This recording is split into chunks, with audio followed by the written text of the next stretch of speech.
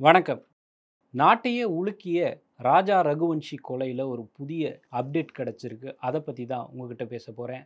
நான் ராஜா. வாங்க வீடியோக்குள்ள போகலாம். மத்திய பிரதேச மாநிலம் இந்தூரைச் சேர்ந்தவங்க ராஜா ரகுவன்ஷியும், அவங்களோட மனைவியும் சோனம் 25 வயசான சோனமும், 29 வயதான ராஜா ரகுவன்ஷிக்கும் கடந்த மே மாசம் 11ஆம் தேதி சொந்தக்காரங்க மத்தியில எல்லாருமா சேர்ந்து ஒரு பிரபலமான ஒரு அந்த உள்ளூர் பிரபலங்கள் எல்லாரும் சேர்ந்து உறவினர்கள், நண்பர்கள் எல்லாருமா சேர்ந்து ஒரு பெரிய திருவிழா மாதிரி ஒரு திருமணம் நடக்குது. மே 11ஆம் தேதி நடக்கிற இந்த திருமணத்த எல்லாருமே ஒரு கொண்டாட்டமா செலிப்ரேட் பண்ணிட்டு இருக்க இந்த நேரத்துல 9 நாள் திருமணம் முடிந்த 9 நாள் கழித்து மே 20ஆம் தேதி இந்த தம்பதி வந்து மேகாலயால உள்ள அந்த சிரப்புஞ்சி நீர்வீழ்ச்சிக்கு பக்கத்துல உள்ள ஒரு ரெசார்ட்ல தங்கி தேனிலவுக்காக போறாங்க. ஹனிமூனுக்கு போன இடத்துல இவ்வளவு நகைகளை ஏன் போட்டுட்டு போறீங்க அப்படின்னு பெண் வீட்டு தரப்புலையும் மாப்பிள்ளை வீட்டு தரப்புலையும் ஒரு சந்தேகமான கேள்வி முதல்ல எழுது. அங்க போய் ஒரு கோயில்ல வச்சு சாமி கும்பிடணும், அப்படி கும்பிட்டா ஒரு நல்ல ஆரோக்கியமான ஒரு குழந்தை பிறக்கும் அப்படின்னு சொல்லி சோனம் சொன்னதா அவங்க 2 பேருமே, அதாவது இந்த தம்பதி சோனமும் ராஜா ரகுவன்ஷியும் சேர்ந்து அவங்க பெற்றோரை சமாதானப்படுத்துறாங்க. சரி, புதுசா கல்யாணம் ஆனவங்க இவங்க வெளியில போகும்போது நகைகள் தேவைப்படலாம், அதுவும் ஒரு குழந்தை அப்படிங்கிறது ஒரு அடுத்த தலைமுறை அப்படிங்கிறதுனால பெரியவங்களால இதை எதிர்த்து எதையும் செய்ய முடியல. சரி, போட்டுட்டு போங்க, அப்படி சந்தோஷமா போயிட்டு வாங்க அப்படின்னு அனுப்பி வைக்கிறாங்க. மே 20ஆம் தேதி இவங்க 2 பேருமே ஒரு மேகாலயால ஒரு ரெசார்ட்ல தங்கி தேனிலவை கொண்டாடுறாங்க. மே 23ஆம் தேதி இவங்க அந்த தங்கியிருந்த ரெசார்ட்டை விட்டு வெக்கேட் பண்ணுறாங்க. மே 23ஆம் தேதி வெக்கேட் பண்ணாலும் அவங்க ஒரு வாடகை பைக் எடுக்கிறாங்க. மேகாலயாவில் சுற்றி பார்க்குறதுக்கு வாடகைக்கு ஒரு பைக் எடுக்கிறாங்க. ஸோ நினச்ச நேரத்துக்கு தேவைப்பட்ட இடங்களை போய் பார்க்கலாம் அப்படிங்கிறதுக்காக ஒரு பைக் வாடகைக்கு எடுக்கிறாங்க. அந்த பைக் மே 24ஆம் தேதி திடீர்னு ஒரு ஆள் அரவம் இல்லாத ஒரு ஏரியாவில் கைவிடப்பட்ட நிலையில் திடீர்னு கிடைக்குது. நிலைமை இப்படி இருக்கும்போது தான் மே 23ஆம் தேதி சோனம் வந்து தன்னோட பெற்றோருக்கு ஒரு ஃபோன் பண்ணி சொல்கிறாங்க, இந்த மாதிரி நாங்கள் சுற்றி பார்க்குறதுக்கு வந்தோம், சுற்றி பார்க்க வந்த இடத்துல அவர் திடீர்னு காணாமல் போயிட்டார் அப்படின்னு சொல்லி ஒரு ஃபோன் கால் வீட்டுக்கு சொல்கிறதா கடைசியாக ஒரு தகவல் கிடைக்குது. மே 23ஆம் தேதி இந்த சம்பவம் நடக்குது. மே 24ஆம் தேதி இந்த பைக் வந்து கைவிடப்பட்ட நிலையில் மீட்கப்படுது. தேனிலவுக்கு போனவங்களுக்கு திடீர்னு என்ன ஆச்சோ, ஒருவேளை விபத்தில் சிக்கிட்டாங்களோ, இல்லை மலைமுகடான ஒரு இடத்துல இருந்து கீழே விழுந்துட்டாங்களோன்னு பெற்றவங்க தரப்பு மட்டும் இல்லாமல் இவங்க மத்திய பிரதேசத்திலிருந்து மேகாலயாவுக்கு போன இடத்துல, மேகாலயாங்கிறது வந்து ஒரு சுற்றுலா பிரபலமான ஒரு ஊர், சுற்றி பார்க்குறதுக்கு நிறைய இடங்கள் இருக்கிற ஒரு ஊரில் இவங்க டூர் வந்தவங்க திடீர்னு காணாமல் போயிட்டாங்க அப்படிங்கிற அந்த தகவல் வந்து ஒரு பரபரப்பாக பேசப்படுது. அந்த மாநிலத்தோட டூரிசத்தையே ஒரு பெருசாக பாதிக்கிற அளவுக்கு இந்த கேஸ் ரொம்ப பரபரப்பாக பேசப்படுது. இந்த நிலைமையில தான் அந்த சோனம் ஃபோன் பண்ண அடுத்த நாள் அவங்கக்கிட்ட இருந்து மே 23ஆம் தேதி இந்த மாதிரி ராஜா காணாமல் போயிட்டார் அப்படின்னு ஃபோன் வருது. 23ஆம் தேதிக்கு பிறகு சோனம் கிட்ட இருந்தும் எந்த தகவலுமே இல்லை. இது வந்து பெற்றவங்களை ஹனிமூனுக்கு அனுப்பி வச்ச அந்த பெற்றவங்களுக்கு ரொம்பவும் ஒரு மாதிரி பயத்தையும் பீதியும் உண்டாக்குச்சு. அந்த மாநிலத்தோட சிஎம்மும் மேகாலயாவோட ஹெல்ப்பையும் கேட்டிருந்தாங்க. இந்த மாதிரி சுற்றுலா போனவங்க திடீர்னு காணாமல் போயிட்டாங்க, உங்கள் மாநிலத்தோட போலீஸார்கிட்ட கொஞ்சம் சொல்லி அவங்க எங்கே இருக்காங்க தேடுங்க அப்படின்னு சொல்லி மத்திய பிரதேசத்திலிருந்து மேகாலயாவுக்கு ஒரு தகவல் கிடைக்குது. நிலைமை இப்படி இருக்கும்போது தான் ஜூன் 2ஆம் தேதி, அதாவது போன மாதம் 2ஆம் தேதி ஒரு பள்ளத்தாக்கான ஒரு பகுதியில் தலையில் அடிபட்ட நிலையில் ரொம்பவும் அழுகி போன நிலையில் ராஜா ரகுவன்ஷி இறந்து போய் கிடக்காரு. அவருடைய சடலம் மட்டும் மீட்கப்படுது. அதுவரையிலுமே இந்த பொண்ணுக்கு என்னாச்சு, கூட ராஜாவோடு போன அவரது மனைவி சோனமுக்கு என்ன ஆச்சு அப்படிங்கிறது தான் தேசிய அளவில் பேசப்பட்ட ஒரு பரபரப்பான ஒரு செய்தி. ஆனால் ராஜாவோட உடல் மட்டும் கிடைச்சது, இந்த பொண்ணு என்ன ஆனாங்க அப்படிங்கிற தகவல் ஜூன் 2ஆம் தேதி வரைக்கும் யாருக்கும் தெரியவே இல்லை. 2 மாநில போலீஸும் சேர்ந்து மத்திய அரசு வரையிலும் சென்று, அதாவது இந்த மரணம் என்ன ஆச்சு, அவங்களுக்கு என்ன ஆச்சுங்கிறத எல்லா காவல்துறையினரும் சேர்ந்து தீவிரமாக விசாரிக்கிறாங்க.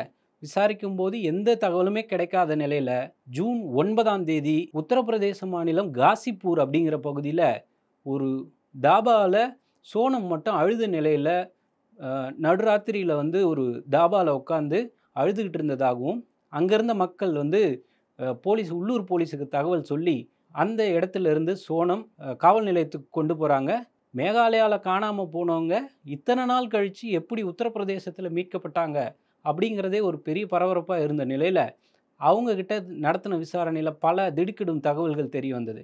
அதில் முதலாவதாக வந்து பார்த்திங்கன்னா, திருமணத்துக்கு முன்னாடி சோனமுக்கு ராஜ் குஷ்வாஹா அப்படிங்கிறவர் கூட காதல் இருந்ததாகவும், இந்த காதலுக்கு பெற்றவங்க எதிர்ப்பு தெரிவித்ததாகவும் முதல் கட்டமாக ஒரு தகவல் வெளியாச்சு.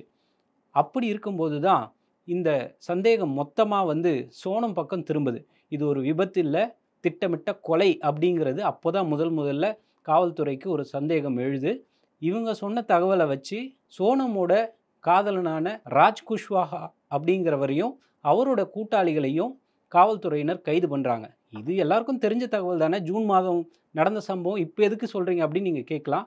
விஷயம் இருக்குது என்னென்னா, ஜூன் மாதத்தில் இவங்க கைது செய்யப்பட்டாலும் அவங்களோட விசாரணையில் என்னென்ன தகவல் தெரிய வந்திருக்கு அப்படிங்கிறது இப்போது தகவல் வெளியாகிருக்கு. அதில் என்னென்னா, ஜூன் மாதத்தில் இவங்க கைது பண்ணப்பட்டாலும் இவங்க பெற்றோர் தரப்பிலிருந்து, அதாவது ராஜா மற்றும் சோனமோட பெற்றோர் தரப்பிலிருந்து என்னதான் நடந்துச்சு அப்படிங்கிறத ஒரு ஆவல் தெரிஞ்சுக்கணும் அப்படிங்கிறது எல்லாருக்குமே ஒரு கியூரியாசிட்டி இருந்தது. அந்த நிலையில தான் இப்போது ஜூன் மாதம் இந்த விசாரணை தொடர்ந்து இன்னும் அடுத்த கட்டமாக விசாரணைக்கு எக்ஸ்டெண்ட் பண்ணுறதுக்கு காவல்துறை மட்டும் இல்லாமல் சட்ட ரீதியான அனுமதியும் கிடைக்குது.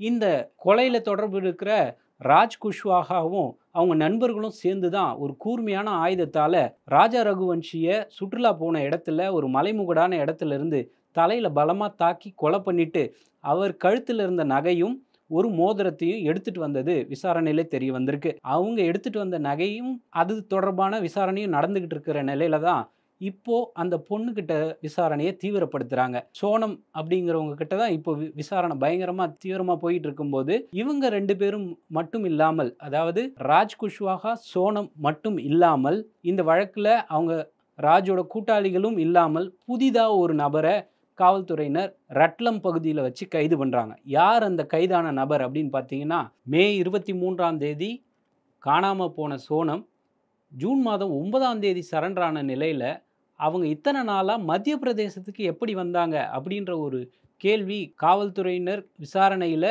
ரட்லம் பகுதியில் ஒரு ஜேம்ஸ் அப்படிங்கிறவரோட வீட்டில் இந்த சோனமும் அவருடைய காதலரான ராஜும் தங்கி இருக்கிறது தெரிய வருது.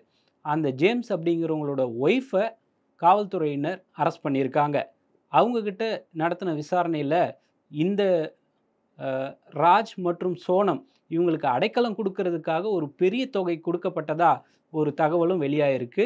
இந்த நிலையில் காவல்துறையினர் தீவிரமாக நடத்தின விசாரணையில் சோனம் கைதான சோனம் அவங்க தங்கியிருந்த ஒரு வீடு, அதாவது ஜேம்ஸோட வீட்டில் காவல்துறையினர் சென்று தீவிரமாக சோதனை நடத்தினதில் தேர்நிலவுக்கு போட்டு போன அந்த 15 லட்சம் ரூபாய் மதிப்புள்ள ஒரு நகைகளையும், கொலை செய்யப்பட்ட ராஜா ரகுவன்ஷியோட கையில் இருந்த மோதிரம் மற்றும் நகைகளையும் இங்கே ரட்லமில் வச்சு மீட்டிருக்கிறதா ஒரு தகவல் வெளியாகிருக்கு. அப்படி மீட்கும்போது இந்த நகைகள் எப்படி வந்தது, இது ஜேம்ஸோட மனைவிக்கு கொடுக்கப்பட்டதா அப்படிங்கிற கோணத்துலையும் விசாரணை தொடர்ந்து போய்கிட்டு இருக்கு. இது மட்டும் இல்லாமல் சோனம் கழுத்தில் 2 தாலிகள் இருந்ததா காவல்துறையினர் சொல்கிறாங்க. ராஜா ரகுவன்ஷி கட்டின மே மாதம் 11ஆம் தேதி கட்டின அந்த தாலி ஒன்றும், அவர் இறந்ததுக்கு பிறகு ராஜ் குஷ்வாஹா அதாவது காதலன் கட்டின இன்னொரு தாலியும் இருந்ததா சொல்லப்படுது. இந்த 2 தாலி, அதாவது இந்த திருமணமானது ஏற்கனவே நடந்துருச்சா, ராஜ் குஷ்வாகாவுக்கும் சோனமுக்கும் ஏற்கனவே திருமணம் நடந்த பிறகு தான் ராஜா ரகுவன்ஷியை 2வது முறையாக திருமணம் பண்ணாரா, இல்லை ஏற்கனவே ராஜா ரகுவன்ஷியை தேனிலவுக்கு கூட்டு போய் அங்கே கொலை பண்ணிட்டு அதுக்கு பிறகு ராஜ் கூட சேர்ந்து சோனம் வாழ்ந்தாங்களா அப்படிங்கிற கோணத்துலையும் விசாரணை நடந்துகிட்ருக்கு. இதில் புதுசாக கிடச்சிருக்க அப்டேட் என்னென்னா, 15 லட்சம் ரூபாய் மதிப்புள்ள ஒரு நகைகளை இந்த ராஜும் சோனமும் ரட்லமில் தங்கியிருந்த ஒரு வீட்டில், ஜேம்ஸ் அப்படிங்கிறவங்களோட வீட்டில் இருந்து நகைகளை மீட்டிருக்காங்க. இது மட்டும் இல்லாமல் லேப்டாப் உள்ளிட்ட சில எலக்ட்ரானிக் கேட்ஜெட்ஸும் கிடச்சிருக்கு. அதில் சில முக்கியமான தகவல்கள் இருப்பதாகவும் நமக்கு தகவல் தெரிய வந்திருக்கு. இந்த லேப்டாப் உள்ளிட்ட ஆவணங்களை காவல்துறையினர் எடுத்துகிட்டு போயிருக்காங்க. இந்த கேஸ் 2 மாதங்களுக்கு மேலாக நடந்து வந்தாலும் நாடு முழுக்க இது 4 மாநிலங்களைச் சேர்ந்த ஒரு கேஸ் அப்படிங்கிறதுனால நாடு முழுக்க இந்த கேஸ் தான் பரபரப்பாக பேசப்பட்டிருக்கு. சோனம் சிக்குவாரா, ஏற்கனவே சிக்கியிருந்தாலும் இந்த வழக்குல நாளுக்கு நாள் புதுசா ஒரு அப்டேட் கிடைச்சுக்கிட்டே இருக்கு அப்படிங்கிறதுனால, "கிணற வெட்டும்போது பூதம் கிளம்பும்" அப்படின்னு ஒரு பழமொழி சொல்லுவாங்க இல்லையா? அப்படி இந்த வழக்குல நாளுக்கு நாள் புதுசு புதுசா அப்டேட் கிடைச்சுக்கிட்டே இருக்கு. இந்த சம்பவம் நடிகர் விவேக் ஒரு படத்துல சொல்லியிருப்பார் இல்லையா? மனைவிய அழைச்சுக்கிட்டு தேனிலவு போகும்போது, அங்க கள்ளக்காதலன வர வச்சு போட்டு தள்ளிடுவாரு அப்படின்னு சொல்லுவாரு. நிஜத்திலேயே அவரு அன்று சொன்ன அந்த காமெடி, இன்னைக்கு நிஜத்திலேயே நடந்திருக்கு அப்படிங்கிறது தான் சமூக வலைதளங்கள்ல மட்டும் இல்லாம, ஒரு பெண் இவ்வளவு வக்கிரமா இருப்பாங்களா? தன்னுடைய காதலனோட சேரணும் அப்படிங்கிறதுக்காக திருமணத்துக்கு சம்மதிச்சுட்டு, பிறகு கணவனை கொலை செய்தது இந்த சம்பவம், கொடூர சம்பவம் நாடு முழுக்க ஒரு பெரிய அதிர்வலைகளை ஏற்படுத்தியிருக்கு.